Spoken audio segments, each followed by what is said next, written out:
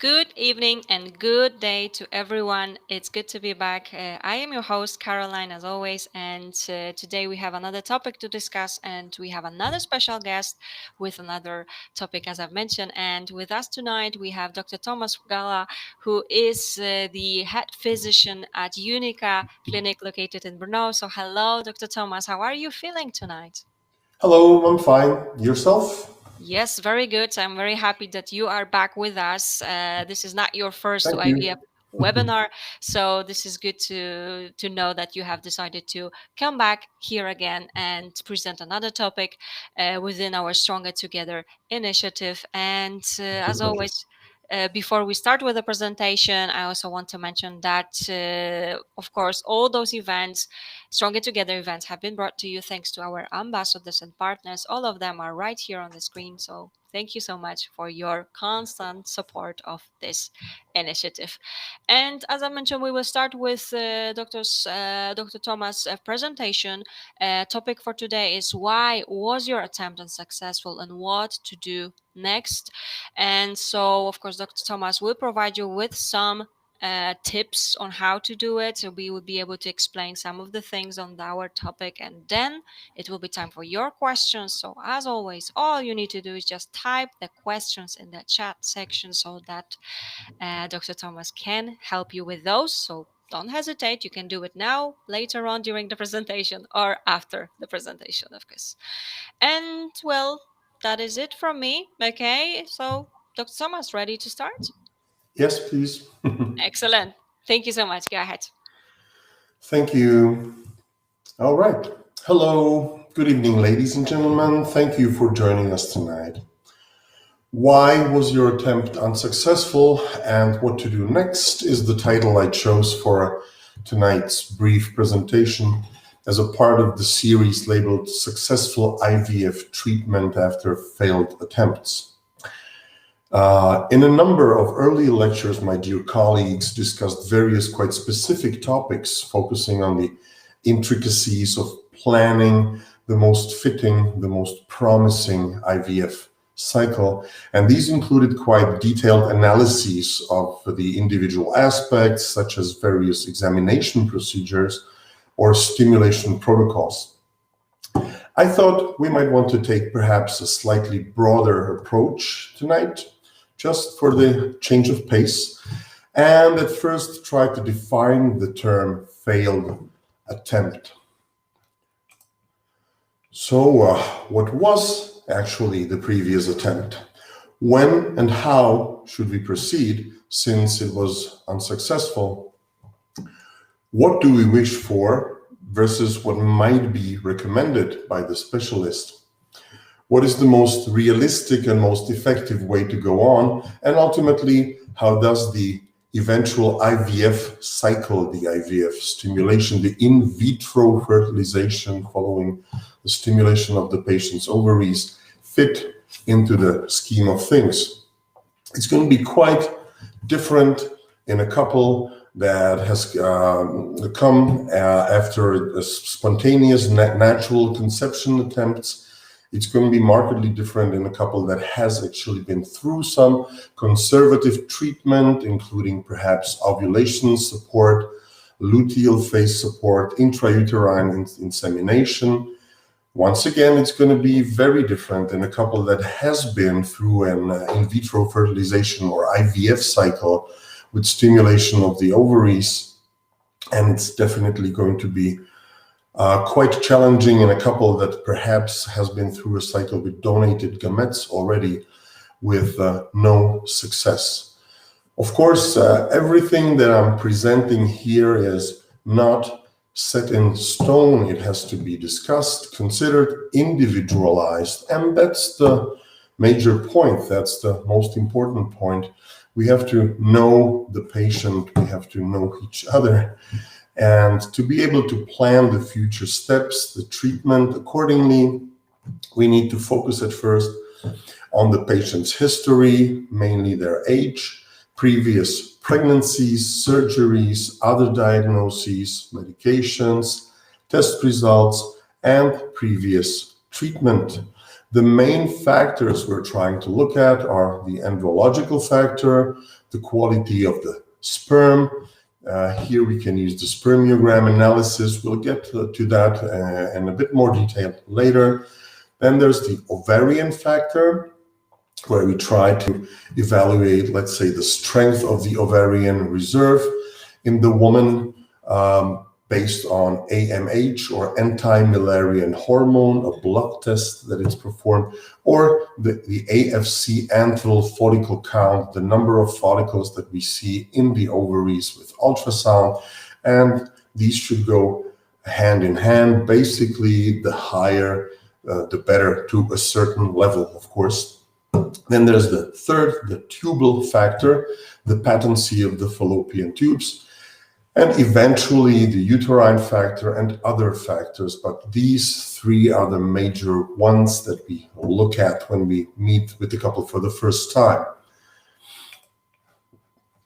Of course, I have mentioned age always plays a very important role in looking at that treatment algorithm and trying to decide to plan the next most successful step.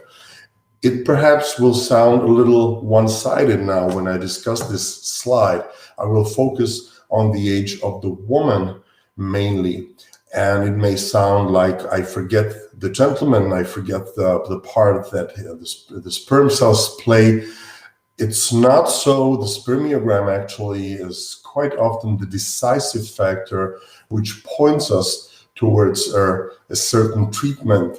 With a good spermogram and passable fallopian tubes, we can talk about conservative treatment and eventually plan that. However, with the poor spermogram, this wouldn't make much sense, and we have to talk about the IVF cycle much sooner. But let's focus on the age for now, because that also plays a very important role. In a couple, of course, where the woman, and this division into these categories is just very arbitrary, so don't put too much into it. But basically, when the woman is younger than 29, we can still consider conservative treatment if there's no other major problems. And we can go through the cycle monitoring, the folliculogenesis support, ovulation timing, luteal phase support, intrauterine insemination even, and only when these fail, okay, then we consider the IVF cycle. It's going to be quite different in a couple where the woman is 30 through 35. The conservative treatment option is still on the table, but we might think about the IVF cycle as the more sophisticated and more successful option sooner. Once again, it's going to be different in a couple where the woman is between 36 and 41, where the quality of the eggs starts to diminish. And in this group, the conservative treatment might be eventually considered a waste of time. So yes, it's still possible when all the results and everything points towards it, but we will definitely think about IVF much sooner, and will eventually have to think in some situations about the gamete donation already, about donated eggs or donated sperm cells. And last, in the couple where the woman is over 42, IVF can be tried, but the IVF cycle with egg donation actually, specifically here, it gives a much higher chance. This is a group of patients between, let's say, 40, 45, where the IVF cycle success rates are usually cited in literature somewhere between 1 and 3%, or 1 and 5%. With egg donation, we're constantly moving into a group with success rates around 55 through 60% following a transfer of one embryo. So it's important to realize that when we plan the treatment or the treatment sequence, depending on the age, we might step in at a certain point and take it from there eventually. But for now, let's focus actually on patients that have been through an IVF cycle already and are trying to plan the next step, to discuss the next step, because this seems the major point of the topic when we discuss successful IVF after a failed attempt. This failed attempt is mainly or mostly considered as a previous IVF cycle. And this, of course, is a much trickier group. Okay, so when we try to analyze the previous cycle, and this is always a part of the procedure, then we try to gather as much data as we have and try to build on that experience. So we look at the response of the ovaries to the previous stimulation, the number and morphology, the build of the cells that we were able to get, both on the side of the woman following the stimulation of the ovaries and the side of the gentleman. Because the spermogram is always analyzed once again on the day of the egg fertilization. We look at the fertilization rate, how many eggs were successfully fertilized, at the development of the embryo in vitro, meaning in the lab, for those 5 days prior to the transfer, and eventually, if there's a genetic testing, pre-implantation genetic testing for aneuploidies performed, then we look at these results if available. And we try to specify, what went wrong and what step and what can we do about it eventually. If the quality of the gametes themselves, the reproductive cells, is low, or there's a poor fertilization rate or very poor embryogenesis, this is really tricky, and it's very hard to try to dig for specific and clear answers. And this is a group of patients where we might want to, or might have to be forced to think about gamete donation earlier. It's similar in the second group, where the development actually of the embryo might be promising. So a good number of eggs retrieved, a good fertilization rate, and perhaps even a good development of the embryos until day 5, with numerous blastocysts to choose from. But if the biopsies performed on day 5 for the pre-implantation genetic testing, and all or most of the embryos turn out to be aneuploid of poor chromosomal quality, once again, this is a difficult situation to try and address, because there's not many ways, if any, how to positively influence the quality of gametes. Once again, the age is a very important factor here. Another group is a patient with a negative pregnancy test following a transfer of a well-developed and euploid embryo, a healthy embryo, following the PGTA. And here, that's where it gets really frustrating, because everything seems to be working up to that point, and we're transferring a very nice embryo, and it's really frustrating to get a negative pregnancy test. Another group might be a patient who goes through multiple transfers with a negative result. After several transfers, we can start talking about the repeated implantation failure, and that's where we really try to push hard for answers and for additional examinations.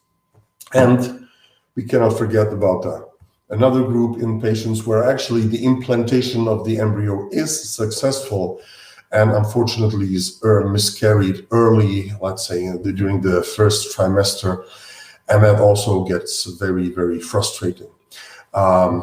Let's go to the next one then.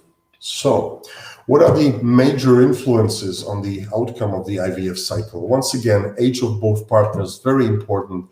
Quality of the gametes, of the reproductive cells.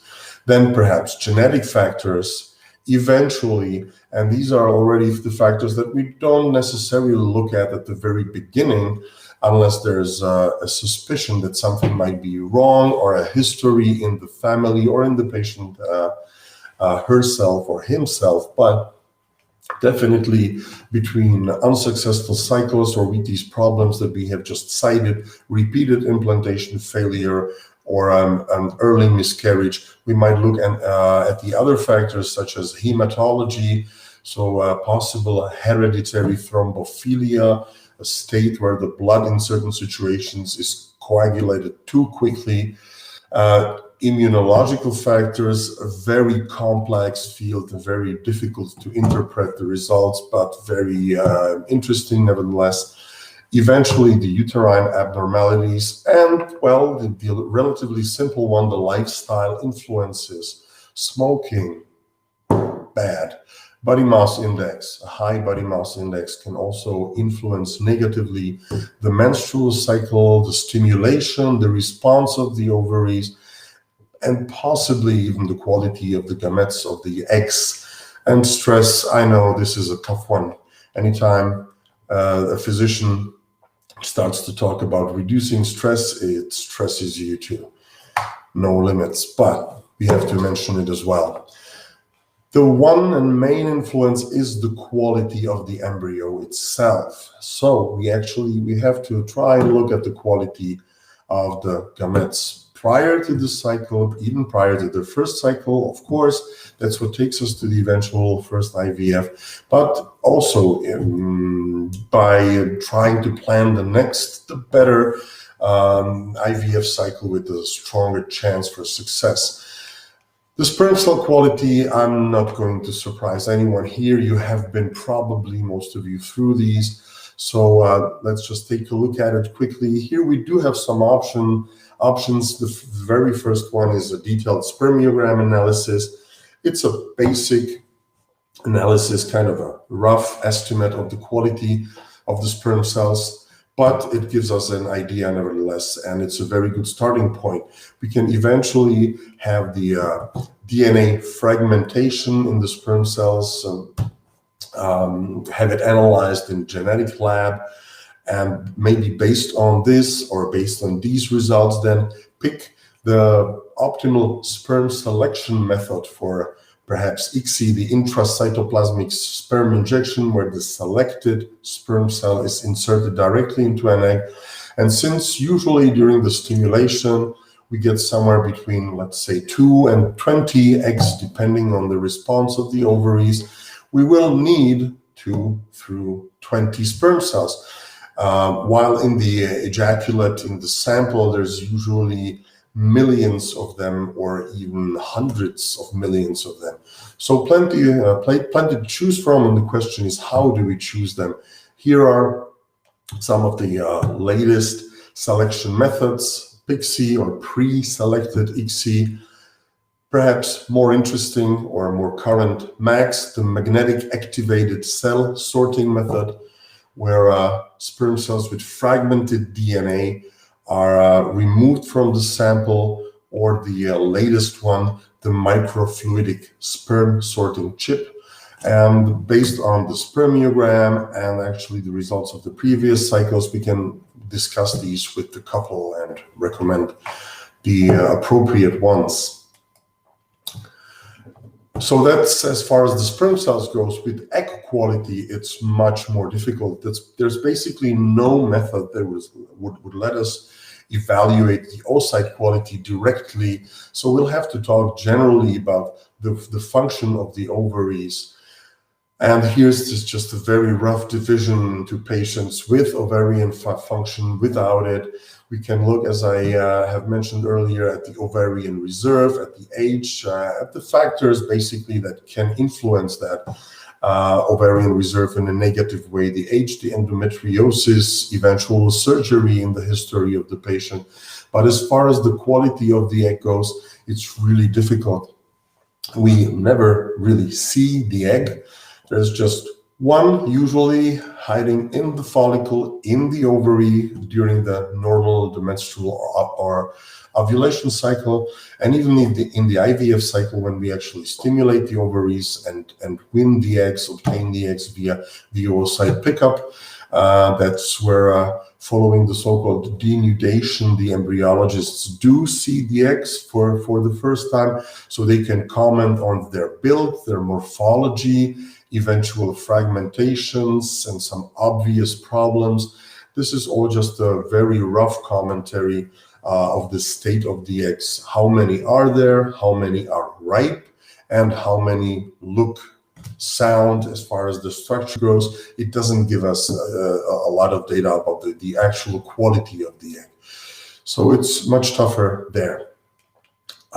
Regarding the quality of the resulting embryo itself, it's similar. The evaluation methods and the selection methods still quite heavily rely on the morphology, the build, the looks of the embryo, but there are actually some very interesting methods being regularly used now, such as the long cultivation until day 5, and eventually the time-lapse imaging technology, which lets us keep a closer eye on the embryo, its development, and it's much more comfortable for the embryo, and the pre-implantation genetic testing.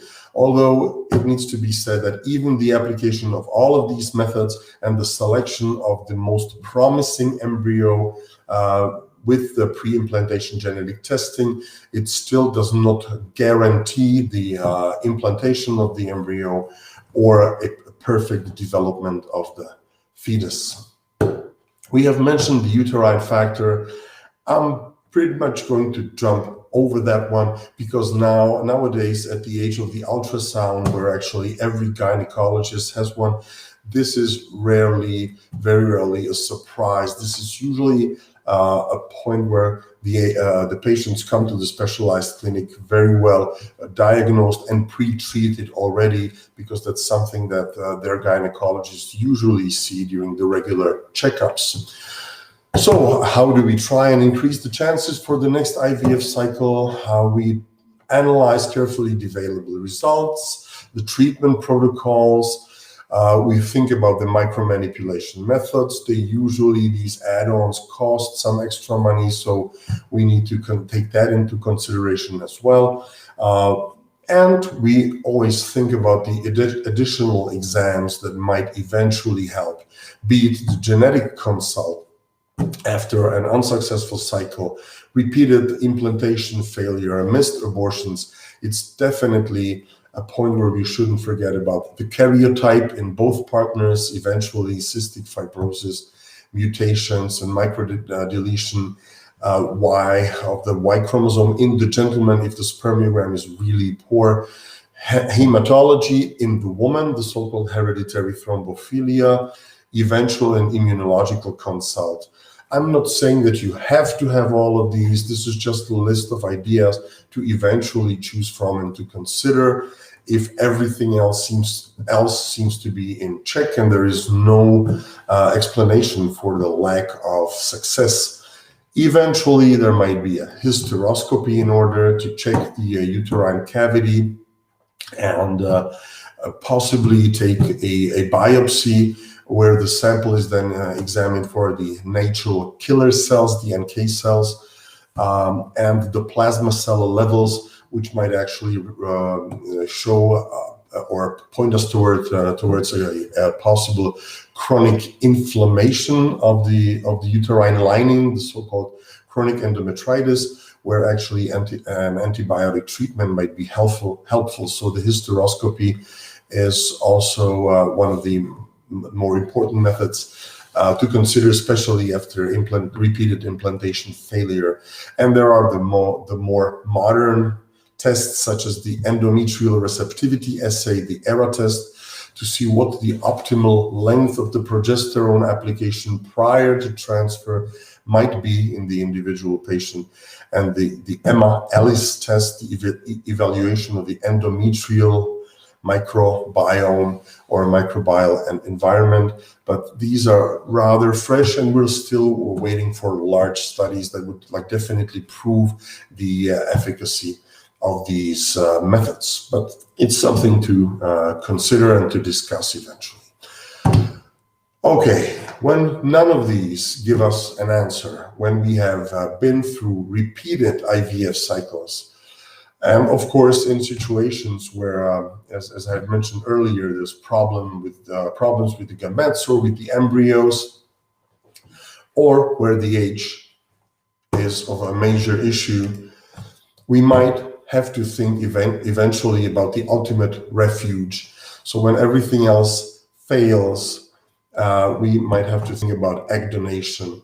Once again, This is in situations where the patient does not produce any more eggs of good quality, or of course, when she does not have ovaries at all, be it a genetic problem or a previous surgery, or when she suffers from unexplained premature ovarian insufficiency, poor oocyte quality, we have mentioned that, eventually endometriosis that can go hand in hand with the previous ones, or simply has surpassed the age where we can still rely on the egg quality. There are some clinics that after 45 don't stimulate the own ovaries of the patient. Some actually put that line, that limit at 45, but it is estimated in some studies that at 45, it's actually 90 through 100% of the eggs that are aneuploid of poor quality, and it's really, really rare to get a pregnancy from an own stimulation or a stimulation of the own ovaries of the patient. It's different in a couple where the stimulation has never been tried, and we always take into consideration the wish of the woman, the wish of the couple, and if it makes sense, okay, unless there's like a critical problem, then we can always try the stimulation. But the question is, how many do we try? I have seen some interesting studies that actually show that after 3 attempts, the curve that still gives us the chance and represents the increase of chances with every following attempt flattens out significantly. So it was mentioned that perhaps after 3, maybe 4 IVF cycles without success, it's time to consider the next step. But this doesn't necessarily need to be the rule. On the other hand, we have many patients, or you have heard about patients that have successfully gotten pregnant with own eggs after 6, 7, 8 IVF cycles. But usually after that, after 3, 4 stimulations, it's time to give it some serious thought. Time flies, and I've been talking for almost half an hour, so I don't want to spend too much time on this. I see that there's many questions popping up, and I want to give you enough time for the questions. So basically, when we do reach this ultimate refuge, when everything else fails, and we need to talk about donated eggs, let's just take a very quick look at this in a couple of minutes. Who are the donors? Young women who decide to volunteer and help somebody else. The rules and regulations are similar in most countries all over Europe, around the world. In the Czech Republic, the limit given by law as far as the age of the donor goes is between 18 and 35, but we usually take women between 20, 26, 20, 29, where the quality of the eggs is at best. In the Czech Republic, it's an anonymous procedure, so the identity of the donor cannot be revealed. On the other hand, the donor doesn't learn who received her eggs. The reasons for donation, this is actually not a study in the Czech Republic, but all over Europe. About half of the donors say it's just purely to help somebody else out. The other group actually comprises of donors who say that they want to help somebody, and the financial support that they get, not for the eggs, that it makes it interesting for them. They have to be very thoroughly tested.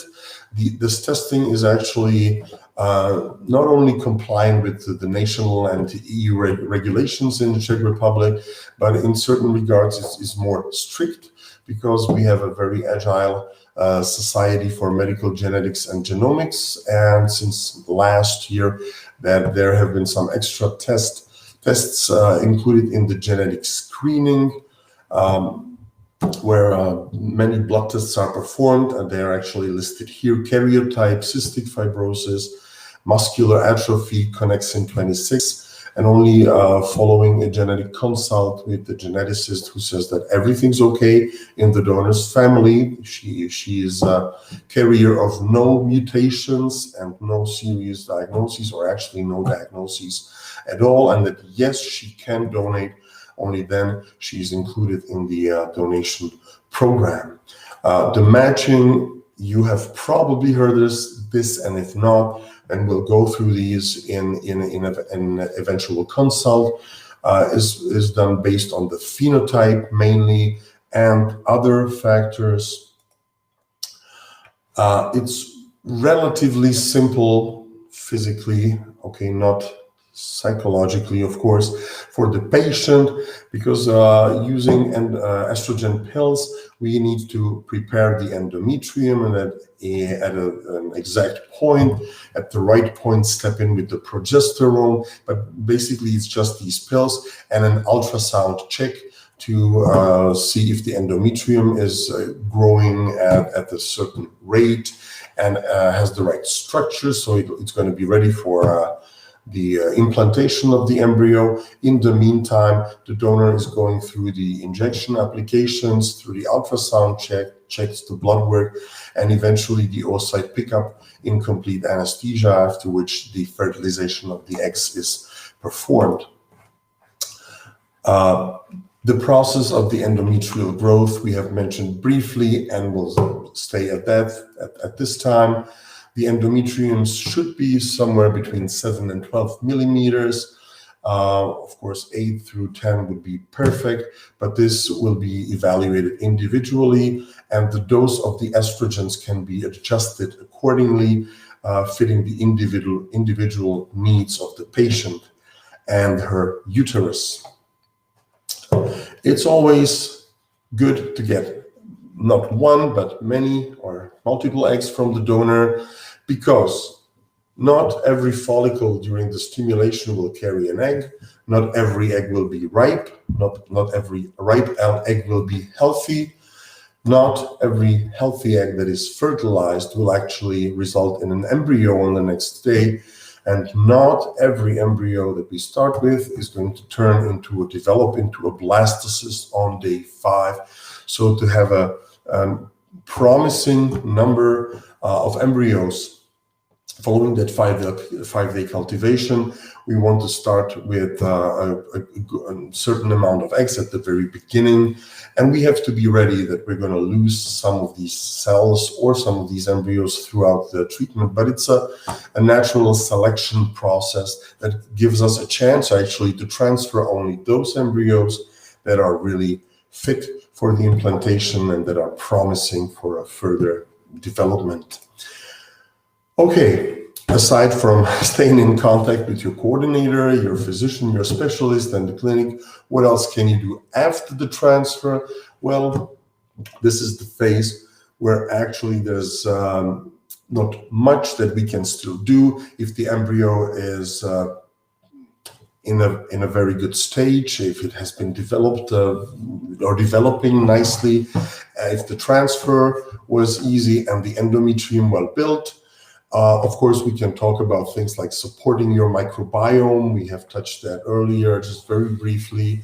But basically, all we can do is keep taking the hormonal medications so that the endometrium stays stable, well-balanced diet. These are all tips or instructions for the patient herself.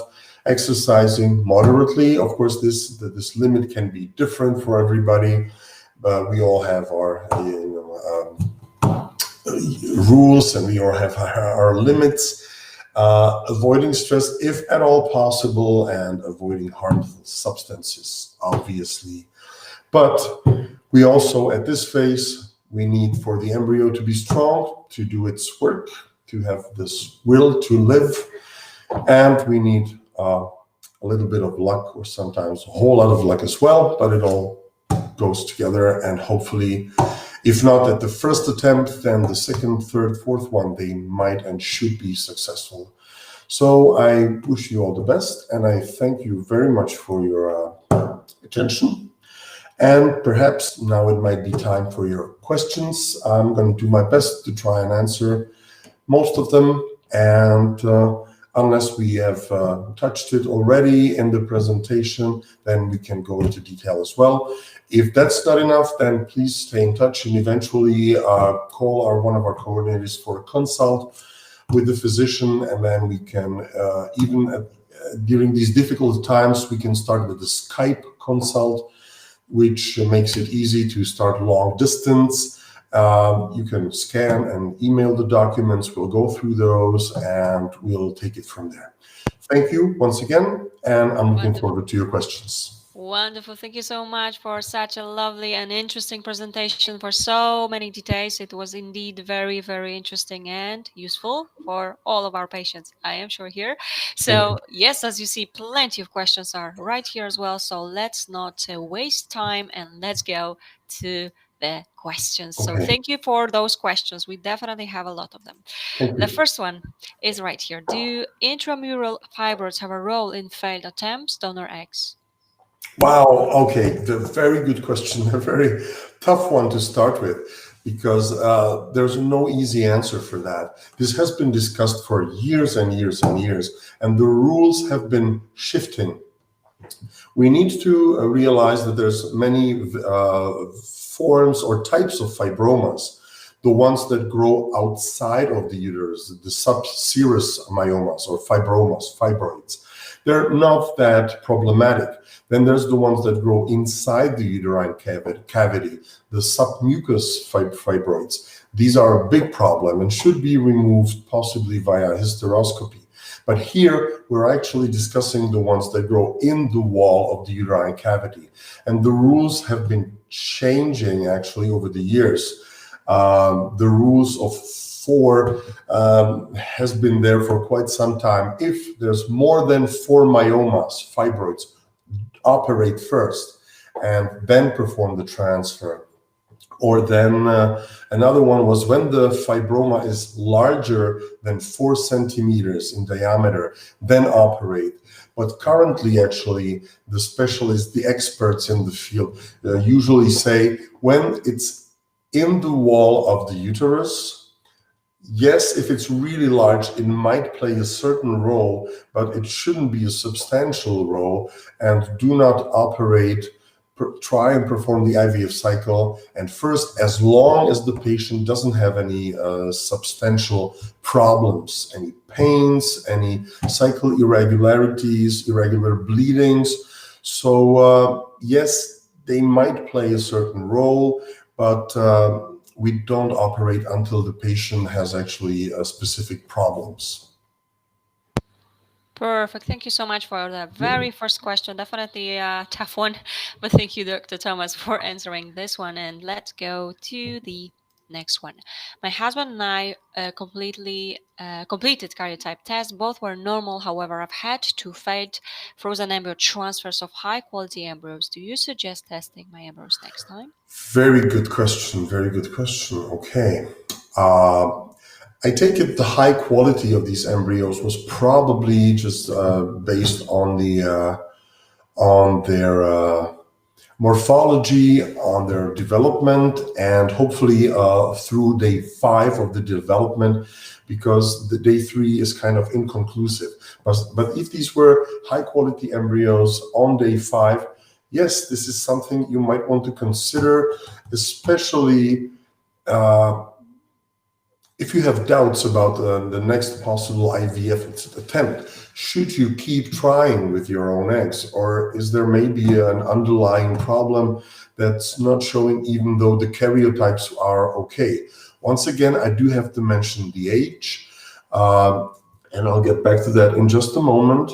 And also I have to mention that while the PGTA procedure, the genetic testing of the embryos is very helpful, it mainly serves as a method of embryo selection for the transfer. So it's especially helpful when you have multiple embryos. There are cycles sometimes where the patient or the couple, they have 7 embryos or 5 or 8. And when the patient goes through 7 transfers, those frozen embryo transfers, unsuccessfully, that gets very frustrating. So in a situation like this, good ovarian response, many embryos, it's definitely a good idea to do that. When there's just 1 or 2 embryos, it gets a little questionable, and it's especially tough to decide when the patient is around 40 or over 40, because they usually don't have so many embryos. And yes, the PGTA with a poor result might actually prevent you from repeating the IVF cycle with your own eggs again, because it shows that there's a very little chance. I have had patients that came from another country. They're a patient with 40, very good AMH, successful stimulations, 9, 10, 11 oocytes, and after a 5-day cultivation, they had 4 or 5 or even 6 blastocysts in one of the attempts. I was asking, well, how many transfers? None. Why? All the embryos were aneuploid. So that's a situation where it might actually give you a clear suggestion. So generally, I would say yes, that's perhaps a good idea, but you have to take into account everything else, plus the price of the test, of course, as well. Thank you for the question. Thank you indeed. And thank you also for your answer to that. Okay, let's have a look at the next question. I am in the process of going through a mock cycle for donor egg treatment. Can you give me any tips for success? I am 45, and have poor egg reserve. Okay, thank you very much for the question, for the specification. That was actually very helpful. I understand, and I think that you're on the right track, because the donor egg treatment is definitely the way to go here. Fortunately, the ability of the uterus to take care of the pregnancy remains very strong until high age. So the fact that you're 45 does not play a role here, not anymore. The quality, the age, and the quality of the egg is important or decisive.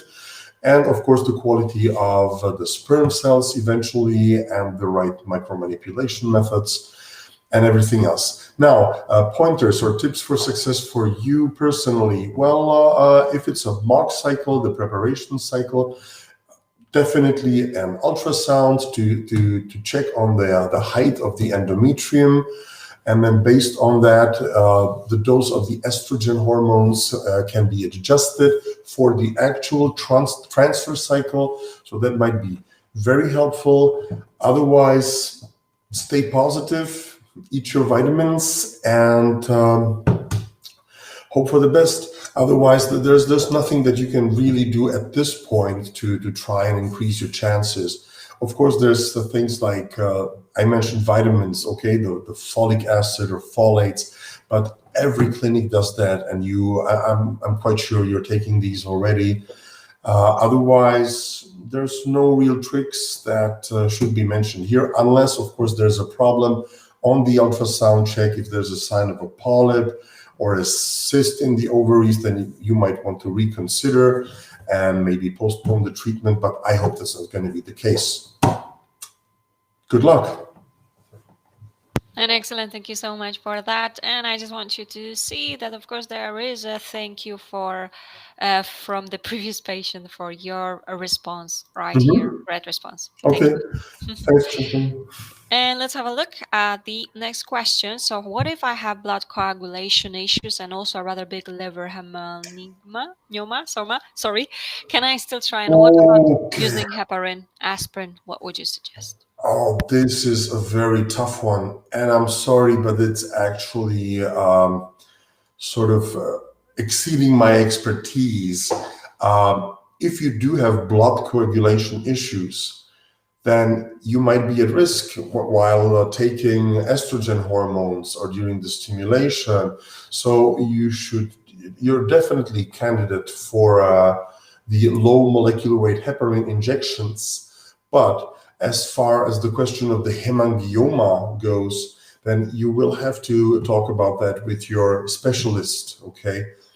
And they have to see and possibly monitor the treatment and say if a low molecular weight heparin application is like strictly forbidden, contraindicated, or if it's possible, but you'll have to be monitored closely, or if it's no problem at all, if they can also suggest the right dose. So this may be, of course, a tough issue, and it's one where you'll have to actually cooperate with both sides, with both your reproductive medicine specialist or assisted reproduction specialist, but also your practitioner or your internist or your hematologist, whoever actually does the follow-up on the hemangioma. That's a very tough one, and it needs to be solved carefully so that you can stay safe. That's always the number one point in any treatment. And once again, thank you so much for that. And next one is right here. I am a very healthy 38-year-old, and so is my husband. I have had 2 rounds of HC, resulting in many blastocyst transfers. I had my last round PGS tested, giving me 2 healthy blastocysts, but both transfers failed. My doctor says everything in my uterus looks good, and my egg reserve looks very good. What should my next step be? Okay, this is a tough one, of course. This is a tough one when everything is seemingly perfect and still no success. If there was the PGS, the pre-implantation genetic screening, which is an older label for PGTA, performed, that usually means that both partners had a karyotype examination, and it was probably or very likely okay. It was normal, because otherwise you would have mentioned that. So genetics kind of is out of the question here. I would wonder about hematology, possible hematological issues. So many blastocyst transfers, that sounds like repeated implantation failure. So at least a blood test for the hereditary thrombophilia, factor 2 and factor 5, at least those two. And possibly eventually when you get a positive, a pathological result, then discussing this with the hematologist, maybe low molecular weight heparin could be applied. Another option is to discuss this with an immunologist, but it's tough to find a specialist for reproductive immunology and to have the perfect tests suggested. I couldn't even do that, and I turned the few immunologists that I know and respect, and I'm in awe of, because it's a very complex field. Last but not least, hysteroscopy, perhaps, unless it was performed, of course, but it says that the uterus looks good. This is probably based on the ultrasound, and this just as well. But after more than 3-4 unsuccessful transfers, I would perform or have the diagnostic hysteroscopy performed and check for signs for chronic endometritis or chronic inflammation of the uterine cavity. Yeah, this is a tough one. Thank you. Thanks for the question. Very good one. Yep, perfect. Of course, thank you so much for that. And actually, Christy has added that something here. So I had a laparoscopy. Everything looks good. Okay, so laparoscopy is fine, but that's when you look in the uterine cavity and the pelvis. Usually hysteroscopy is a part of that. So I take it you probably had a hysteroscopy. Oh my. Yes, please. I don't mean to be rude, but 38, that is a slightly higher age from the reproductive point of view, okay, or the point of view of reproductive health. Once again, nature is quite tough here in that regard. I might not have mentioned that. I did mention it many of times in my previous talks, that it's different in the gentleman, who generally the man produces fresh sperm cells throughout his life.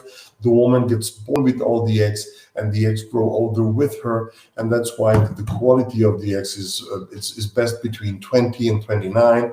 It's good until 35, and it's acceptable until 40.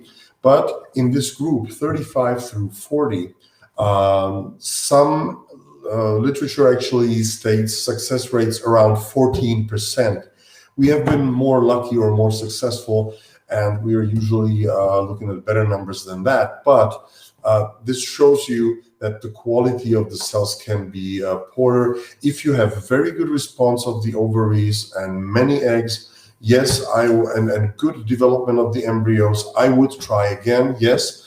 Possibly with the PGTA, with the genetic testing of the embryos, and I would look into the hematological and possible immunological factors. And wonderful once again. Thanks for that as well. Okay, next question. It's two parts of it. Okay, so let me start with this one. I've just turned 42 and have had one IVF round with day 5 embryo transfer of good quality with failed implantation. Due to my age, I don't feel I have time to waste with possible multiple failed transfers. And the next part and question is right here. What is the minimum number of failed rounds of IVF would you suggest before progressing with additional examinations? Does age influence the minimum number of cycles? Okay, very, very good multi-layered question. There is no one rule, no one recommendation, as far as the number of IVF cycles goes, that would fit all. The age is important here.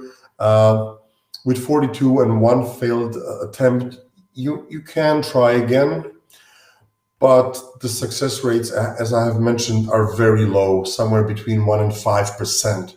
So out of 100 attempts, 1, 2, 3 successful ones. These are very, very poor chances. So that may be the major problem. And there is really no... So the age, yes, it certainly does influence the minimum number of cycles. If the patient is 32, and there's no other major issue like no response from the ovaries, then we say, okay, go ahead, please try. We'll try to work on the protocol. We'll try to improve the protocol. So 2, 3, 4 cycles still make sense. In somebody with 43, it's questionable whether the 1 cycle really makes sense. In your case, perhaps I would try one more time with a better protocol, improved protocol, maybe genetic testing of the embryo. However, if there's one good embryo, I would just transfer it and give it a chance.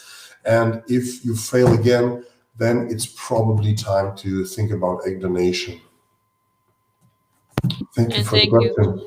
Thank you indeed as well. And of course, thank you for your suggestions. And of course, there are plenty more questions coming up. So there are like 2 short questions from Marcus. Let's try to look at those. I do think that you have a system where if we don't make it until the time limit to answer all the questions, that you send the remaining ones to our clinic. Exactly. And we'll get a chance to respond to those in writing at least. Is that correct? Yes, of course. That's what we will do. No problem, of course, here. Okay, so sorry if we don't make it to everybody, but let's give it our best. Let's keep going. Of course, we still have a few minutes left, and as you mentioned, we will definitely forward all the questions that won't be answered tonight to the team, and I'm sure Dr. Thomas and his team will be happy to help you out. And the question is right here: what is the success rate with donated eggs compared to own eggs, and how do you check the quality of the eggs? Great questions. They have been actually mentioned or partially answered in the talk. The first one, what are the success rates? It depends on the age. I have mentioned that in the group where the woman is between 40 and 45, with own eggs, 1 through 3% success rate. With donated eggs, 55 through 60. So it's a different world. Of course, if it's the patient's own eggs and she's 28, then the difference would not be that great or that huge, because with her own eggs, if there's a good response from her ovaries, there's basically still that about 50% chance that she'll get pregnant from transfer of one embryo.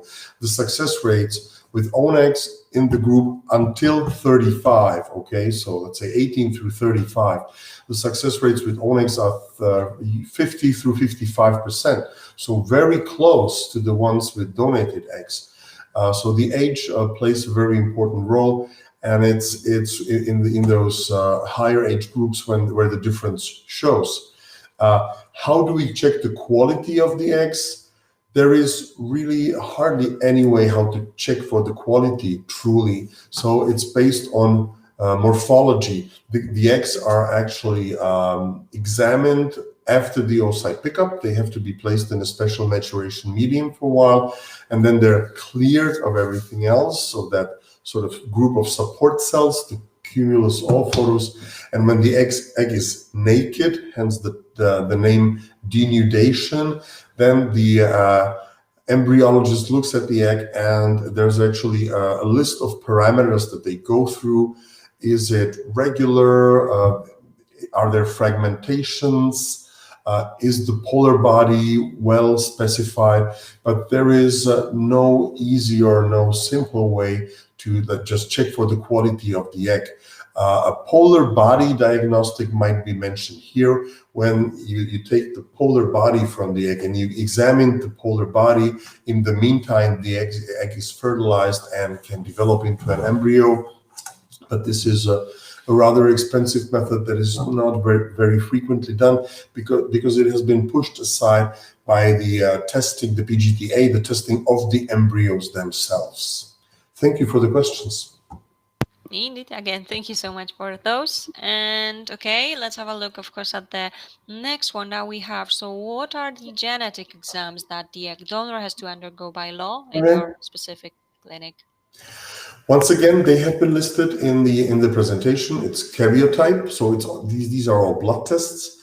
It's blood tests for karyotype, so the chromosomes have to be in order, for cystic fibrosis, for muscular atrophy, and for hereditary deafness. So these four are actually given by the law.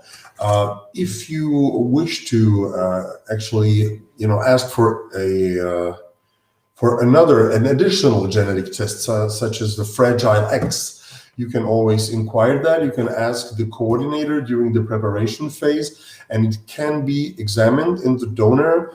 But in that case, the cost of the examination goes actually to the patient. But there can be extra tests performed from these blood tests. But these four that I mentioned, these are the rule, and they have to be part of the examination of the genetic consult. Without those, the geneticist wouldn't give the green light. Understood, of course, perfectly. Thank you so much. And actually, there's another question from the very same patient, so let's have a look. So my endometrium always reaches at least 7 millimeters at ovulation. Can I have a natural cycle? Are the chances the same without using estrogens? Oh, great question. Okay. 7 millimeters is good. 8 through 10, better. Natural cycle. Basically, yes. It depends, or the follow-up questions would be, do you have a regular cycle, possibly? And what's the state of not only the uterus, but the ovaries as well? One thing that's important, the native cycle or the natural cycle, I take it, we're talking about embryo transfer here, so possibly frozen embryo transfer, not regular cycle. Ovaries are good. Okay, great. Thank you for the important addition. So yes, I like the natural cycles for the transfer, especially of the cryopreserved embryos, the frozen embryo transfers, very much. And as far as the success rates go, they're actually same in both groups. I have heard at the Congress colleagues from France, from Spain, from Germany mentioning the same, and it was fun and interesting to hear the same experience. They all said the same thing. In the natural cycles, the success rates are slightly higher, but it's not statistically significant. So it doesn't really matter. I'd say if it's a frozen embryo, then yes, let's go with the natural cycle. Let's take a look around day 11 or 12. Let's measure the endometrium, evaluate its structure. Let's take a look at the dominant follicle in the ovary, which produces the estrogen. That's the fuel that actually pushes the endometrium higher. And if everything is perfect, we might step in and time the ovulation and then eventually the transfer. However, if it's a cycle with egg donation where a donor is stimulated, in there it's not really possible because the timing of certain crucial steps is given by the ovaries of the donor. So in there, the endometrium has to be prepared with estrogens. But the success rates are about the same. They're very similar. Statistically, exactly the same. Thanks again for the questions. Again, thank you so much. And as you can see, there's a thank you for you right here from Oh, the thank patient you. as well. Very nice. All right. And let's have a look at the next question. I guess we have still a few minutes, but of course, Dr. Thomas, just let me know, okay? And Let's as I go. mentioned, all the Let's rest go. of the questions will be sent to you. As long as Okay. there's somebody still there listening, then we can give it a try. Okay, just let me know whenever you need to, of course, go. Okay, next question is a bit longer. I will be 38 in April 2021. I have had one failed IVF attempt in December 2019 with 2 grade 5AA embryos after 6 years of trying to conceive with unexplained infertility. I have put on a significant amount of weight and now have a high BMI 40. I am working to reduce this, but I am concerned that I am aging and my ex.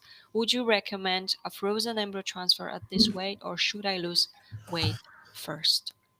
Thank you. Very specific, very detailed, and very helpful. A straight answer, unequivocally, yes, go for the frozen embryo transfer, because as far as I know, your body mass index, your body weight, does not really have a significant influence on the ability of the uterus to build up the endometrium, take the embryo in, and on the chances of the embryo to implant.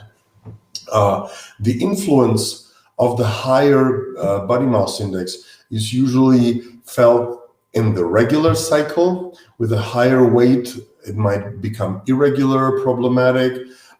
It might have an influence on the ovulation. It might have an influence on the response of the ovaries to stimulation. But if you have cryopreserved embryos, it shouldn't really play a major role, and I would just go for the transfer. Good luck. Wonderful. Again, thank you so much for your advice. And as well, there's a thank you from Emma for you. All right, let's have a look. Another question, again, it's a bit longer one. So, having had 2 cycles with low eggs numbers, 1 egg and 3 eggs, and only one fertilized, they are abnormal. The others were immature. Is there anything that See, can be done to help the maturity of eggs or to increase numbers? I am 35 but have low AMH and follicle count. the age is favorable here, but the ovarian reserve seems to be low. I kind of wonder how low the AMH is. Is it low as in 1 nanogram per milliliter, or lower than 0.3, 2.5? Is that picomole per liter or nanogram per milliliter? That's very important. If you happen to know the units, they might play a major difference here, because this in nanograms per milliliter would still be actually a fair. That would be a normal level. So I take it this is probably in picomole per milliliter, in which case it is lower. Okay, let's go back to the original questions, if we may. Yes, sure. I mean, the question, please. Sure, of course. Just give me a second. Let me go to this one right here. Thank you. Okay, to help the maturity of eggs. I would have to take a look at the stimulation protocols, see what the development was, how many follicles total, why only some of them were growing. Sometimes a different protocol can help to even it out. There are other tricks, such as estrogen priming. It's not very popular, but it's something that we can try. Estrogen towards the end of the previous cycle prior to the stimulation to kind of even out the follicles before we start to stimulate them. And then this could eventually lead to more balanced growth of the follicles. But generally, if this is a question of a low ovarian reserve, and that can happen with 35 unexplained, low AMH and follicle count, I'm afraid that this is something that you'll have to struggle with. And Fort, okay, okay. Yeah, this is a very high dose of the FSH. The maximum dose regularly used is 300 units per day. 450 is really high, and I don't think there's anything else you can try. There have been ways tested how to try and increase the ovarian reserve, and some of them have been even partially successful in getting more eggs or more ripe eggs. But ultimately, the take-home baby rate, the parameter that's the really important one for us, it always stays the same. So we cannot turn back time, and there's nothing that we can really do to improve the ovarian reserve. Unfortunately, the answer there is no, there's hardly anything that you can really do. And if repeatedly the stimulations are unsuccessful, or if the AMH grows or drops further, it might be time to think about egg donation. I'm sorry. Thank you All for the right. question, Nicola. Of course. Thank you so much again for your advice on that as well.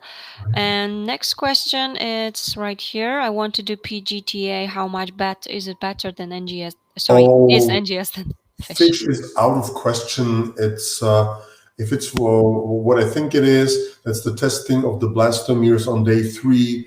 It has been pretty much abandoned. So NGS is definitely the right answer here. Okay, that's the better method. Testing or biopsy on day 5 and NGS. That's very good, because the NGS does actually give the lab a chance to see not only the major chromosomal problems, but but also balanced translocations. And there's hardly any other method that would be able to show that. I see that another question jumped up asking what is NGS. So let me tell you exactly. It's next generation sequencing. Your geneticist will know, or your physician will know. It's a specific method for the analysis of those cells that we gain via the biopsy. Okay, next generation sequencing. It's a type of the pre-implantation genetic testing.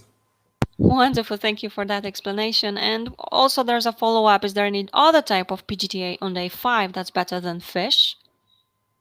The NGS is the one to go with. So I would look no further. For the PGTA, the NGS is the method of choice. Okay. All right. Again, thank you so much. And now let's have a look at a bit longer question once more. Okay. I will be using a surrogate, as all my 11 IVF cycles resulted in miscarriages, I'm even from my sorry. donors, whereas they gave other intended parents children. My husband and I have none of the same genetic carrier screenings. I had subserous fibroids that would grow every time I take the cycle meds, but had them removed twice. Endometriosis likewise removed twice through laparoscopy and hysteroscopy. PCOS at one point as well, now gone. So my question is, we are using a surrogate for the first time. I can't risk another miscarriage. I have PGD24 tested embryos. What can our surrogate do to have a healthy and successful pregnancy other than take prenatal vitamins? I would prefer folate rather than folic acid, probiotics, omega-3, 6, 7, 9, and fish oils. Anything else she should do? Wow. Okay. Long history. Tough. Basically, that's it. I mean, you would be interested in her previous history, but if there were any miscarriages you would know, right? In that case, we might want to look at the hematology, but we cannot possibly give her low molecular weight heparin just to make sure. It's not indicated, and the hematologists would go crazy, and rightly so. So vitamins, the right lifestyle, and a little bit of luck, but basically that's it. There's hardly any simple suggestions that I could still give you. I understand that this is very, very stressful, but and I'm really sorry that it hadn't worked previously, but just look at her history. Talk to her, or have her, better yet, the gynecologist talk to her, see if she was through previous pregnancies, were there any complications in those pregnancies, did she carry to term successfully. I take it yes, because otherwise she wouldn't probably do this. And in that case, there's nothing else specifically that I would recommend, just a good follow-up during the pregnancy. But this is pretty much standard in most of the European countries, including perhaps Greece, or I don't know where this one goes on. So just, oh my God, tons of good luck, and I hope it works. No, of course, indeed. Fingers crossed for Yes, for you, for sure. And thank you so much. And let's have a look. Actually, there is a question in regards to folic acid. Do you what quantity do you recommend taking before egg donation? Oh, okay. Very good question. Very good question.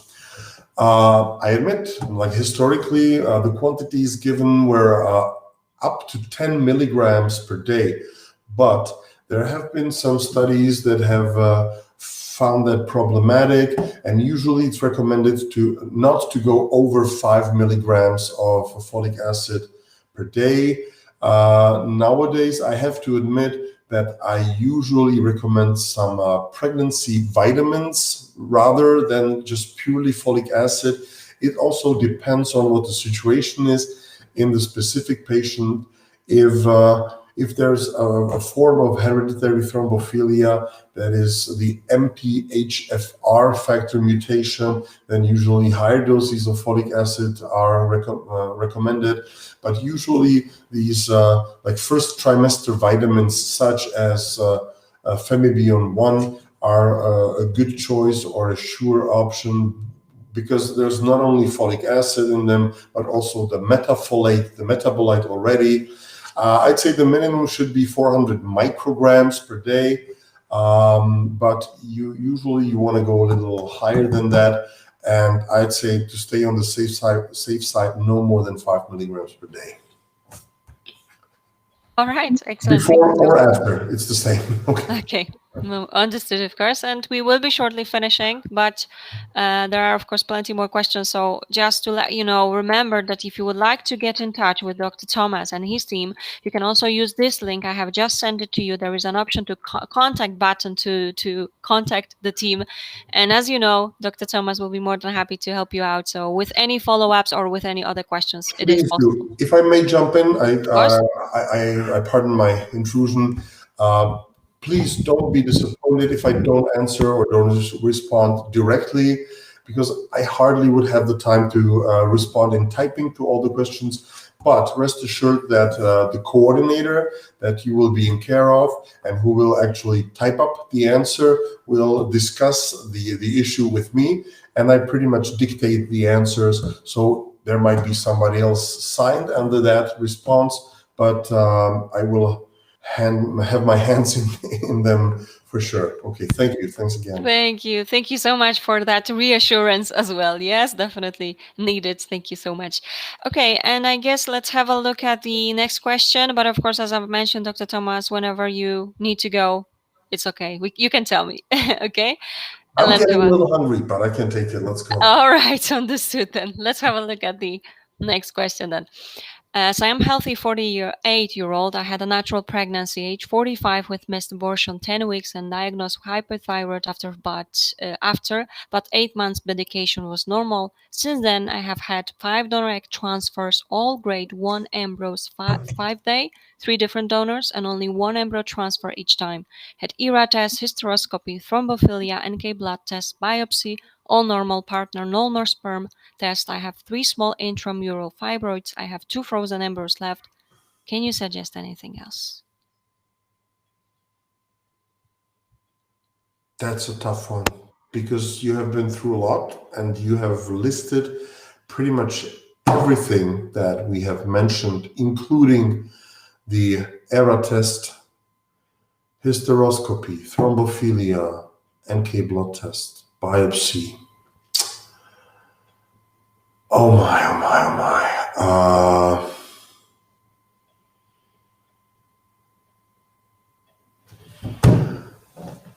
I did have a patient who has been through 19 cycles, including some with egg donation, and the spermogram looked perfect. It was normal, and eventually we performed because there was no other answers. She said, "Well, what can you recommend?" And I said, "Well, the only actually binding issue, putting all these cycles together, is the sperm cells. They were always the same. And even though the spermogram looked really strong, we performed a DNA fragmentation test, and it showed actually a very high level of DNA fragmentation. Back at that time, we didn't have the MAX test to sort out the sperm cells prior to the fertilization, so I recommended donated sperm, and she got pregnant and carried successfully to term. So that was the game changer eventually. But here, this is too simple of an answer, and it doesn't really hit it correctly. 5 donor egg transfers, grade 1 embryos, 1 embryo each time. Oh my God, this is really tough. We're looking at the 2 frozen embryos, of course. With 48, I don't really recommend usually a natural transfer cycle, a native frozen embryo transfer cycle, even if the cycle is still quite regular. I would give those 2 remaining embryos a chance and then eventually think about adoption. I'm sorry, it's really tough, but I don't see any loopholes here. I mean, you have done everything right.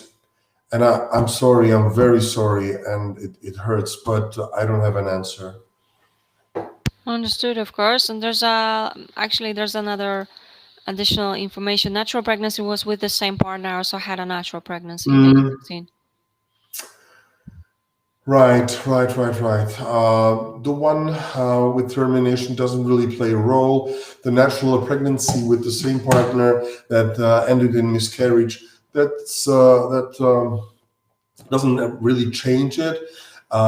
Of course, with 45, everybody's saying, okay, the major suspect here is the quality of the eggs, and yes, rightly so. But the sperm quality can also play a role, and the fragmentation can be a part of that. So that's maybe something to look into, but it's not going to play a role in transfer of those frozen embryos. You're not going to change anything there. So I would just give them a chance, and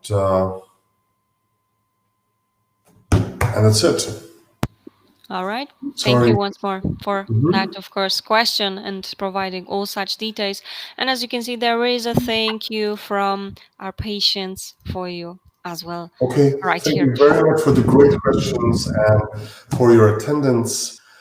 Okay, it's like 20 minutes past 10 over here. Yes, exactly. And I'm getting a little woozy, but this No was problem. great. Thank you for this opportunity. Thank you for the great questions, and please stay in touch. I hope you get answers from our coordinators soon, which is probably sometimes next week. I'm not going to be here tomorrow, so I won't get a chance to respond prior to like Monday, Tuesday next week. But we'll get to that, and we can eventually set up that consult and see if we can like push it further. Thanks again. This was a great experience, and even though I cannot see you and I cannot really appreciate your presence, then I have felt it, and it's been great. Thank you. Thank you Thank so you much, so and much, have a great night and good luck. Dr. Thomas. Thank you so much, and I know we will be going, but of course, as you can see, there are plenty of thank yous to you. As you can see, thank you so much. It was really helpful, very Appreciate it. informative presentation. It made my So day. Thank you. thank you so much, everyone, for joining, for your questions. I know it's been very interesting for you, and I just want to mention that yes, definitely we will send those, so don't you worry. And remember, it has been recorded, so you will have a chance to watch this tomorrow on our website. It will be available on YouTube channel as well. So just go ahead and subscribe. That way, you will be notified when the video is uploaded. So I can only encourage you to do that. Once again, it was a brilliant session, Dr. Thomas. Thank you so much for joining. I definitely hope we can do this again. And of course, everyone else, have a lovely, lovely evening. And well, I hope to see you tomorrow here at 8 p.m. UK time as well. Thank you, guys. Good Thank luck. Stay healthy, please. Take care. Bye. Thank you, Carolyn. Bye.